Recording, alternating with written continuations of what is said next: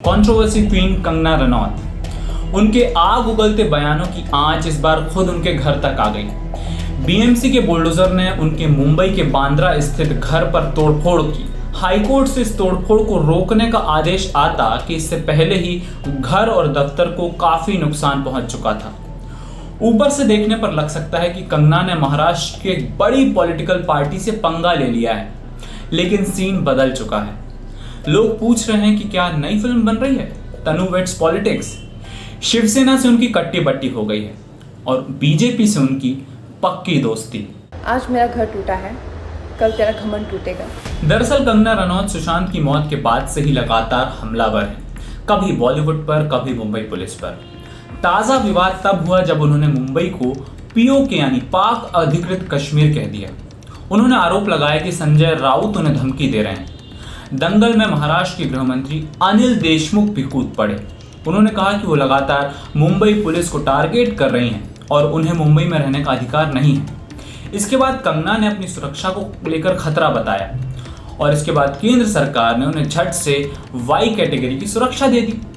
कंगना तो सेफ हो गई, लेकिन उनका घर खतरे में पड़ गया। बीएमसी ने उनके घर कम दफ्तर पर नोटिस चिपकाया और बताया कि उस इमारत में नियम कायदे के खिलाफ क्या क्या है। उन्हें 24 घंटे का वक्त दिया गया और वक्त खत्म होते ही बीएमसी एक्शन में आ गई। इस बीच कंगना का ट्विटर वॉर जारी रहा।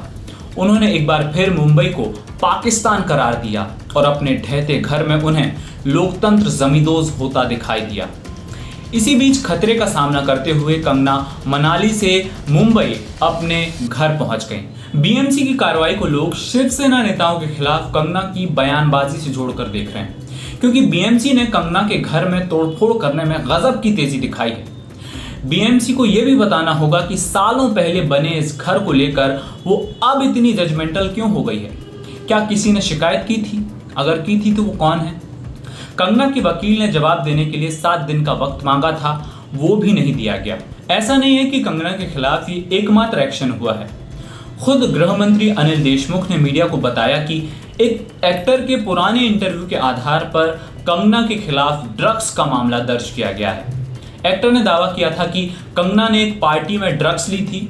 इसके अलावा शिवसेना की आईटी सेल ने कंगना के पीओके वाले बयान को लेकर थाने पुलिस में शिकायत दर्ज की है। अब सवाल यह है कि कंगना ने किसके बैकअप पर मराठा क्षत्रपों के खिलाफ तलवार उठाई है? क्या दिल्ली सल्तनत की शह है? जब उन्होंने पीओके वाला बयान दिया तो बीजेपी विधायक राम कदम ने सपोर्ट किया। पार्टी पीछे हटी, लेकिन सपोर्ट फुल है। बीजेपी नेता आशीष शेलार ने बीएमसी की कार्रवाई की आलोचना की है।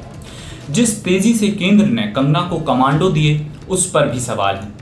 हिमाचल प्रदेश की बीजेपी सरकार भी कंगना के सपोर्ट में बयान दे चुकी है। पंगा होने पर कलाकारों पर बीएमसी की कार्रवाई महाराष्ट्र की सरकारों का एक पुराना स्टाइल रहा है।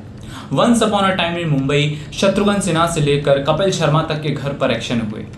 लेकिन इस बार नई बात यह है कि केंद्र की सत्तारूढ़ पार्टी एक एक्ट्रेस में इतना इंटरेस्ट ले रही है। क्या कंगना के जरिए बीजेपी उस शिवसेना से लड़ रही है जिसके हाथों वो महाराष्ट्र की कुर्सी हार गई? बिहार में चुनाव, सुशांत डेथ केस में राजनीति की एंट्री, क्या ये सिर्फ संयोग है?